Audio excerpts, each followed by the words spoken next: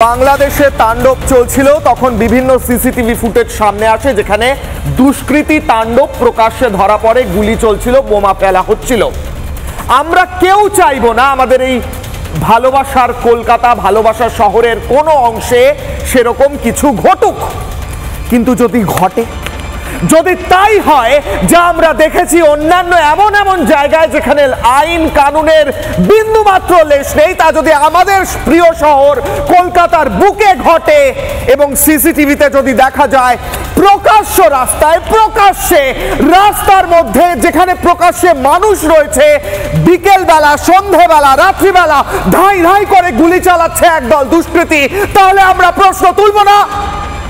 এই কলকাতা শহরের পুলিশকে মুখ্যমন্ত্রী মমতা বন্দ্যোপাধ্যায় স্কটল্যান্ড ইয়ার্ডের সঙ্গে তুলনা করেন। সেই স্কটল্যান্ড ইয়ার্ডের মতো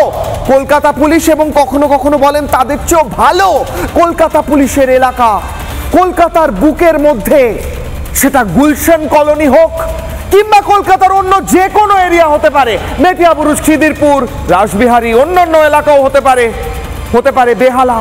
কেন কলকাতায় এমন একটি জায়গার অস্তিত্ব থাকতে আমাদের বিশ্বাস করতে হবে যেখানে আইন কানুনের লেশমাত্র